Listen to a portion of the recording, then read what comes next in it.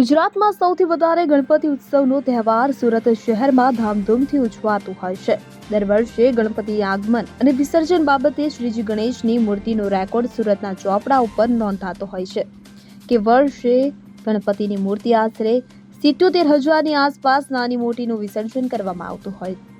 ત્યારે સુરત શહેરમાં લાલગેટ પોલીસ મથકની હદમાં ગણપતિ આગમન દરમિયાન મૂર્તિ ખંડિત થવા બાબતે ભારે હોબાળો મચ્યો હતો। રાજ્યના ગૃહમંત્રી હર્ષ સંઘવી અને પોલીસ કમિશનર અનુપમસિંહ ગેહલોત શાંતિથી સમગ્ર ઘટના પર કાબુ મેળવ્યો હતો। ત્યારે શહેરમાં 27 દિવસ બાકી હોવા છતાં પણ ગણપતિ ઉત્સવને લઈને આગમન રૂટ પર અનિચ્છનીય બનાવ ન બને તેને ધ્યાનમાં લઈને સુરત શહેર કલેક્ટર સૌરભ પારગીના અધ્યક્ષ સ્થાને પોલીસ કમિશનર કચેરી ગુરુવારે બપોરે અચાનક મીટિંગ રાખવામાં આવી હતી કે જેમાં શહેર પોલીસ કમિશનર અનુપમસિંહ ગેહલોત, મહાનગરપાલિકાના અધિકારી, ટોરેન્ટ પાવરના અધિકારી અને ડીજીવીસીએલના અધિકારીઓ સાથે શહેર પોલીસ કમિશનરના આઈપીએસ અધિકારી તેમજ એસપી કક્ષાના અધિકારીઓ મીટિંગમાં સામેલ રહ્યા હતા કે જેની અંદર કાયદો વ્યવસ્થા પરિસ્થિતિને લઈને સમીક્ષા કરવામાં આવી હતી કે જેની અંદર પોલીસ કમિશનર દ્વારા નાના બનાવ હોય તે બાબતના પણ ઉદાહરણો આપવામાં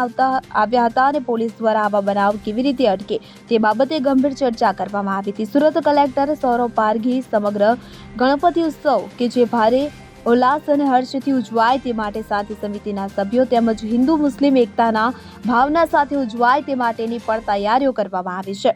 કલેક્ટર દ્વારા પોલીસ કમિશનર અનુપમસિંહ ગેહલોતે કાયદો વ્યવસ્થા તેમજ મહાનગરપાલિકાના અધિકારી દ્વારા શહેરના રસ્તાઓ પર નીકળતા રોડ પડેલા ખાડાઓને દૂર કરવા સાથે ડીજીવીસીએલના અધિકારી, હાઈટેન્શન પાવર તેમજ ટોરેન્ટ પાવરના અધિકારીઓએ આગમન અને વિસર્જનને દિવસે જવાબદારી સંભાળવા બાબતની પણ જવાબદારીની સમીક્ષા કરવામાં આવી હતી। સાથે કલેક્ટર દ્વારા શહેર પોલીસ કમિશનર અને અધિકારીઓને નાની બાબતોને વિશેષ તકેદારી રાખવા બાબતે પણ જરૂરી નિર્દેશ આપવામાં આવ્યા છે।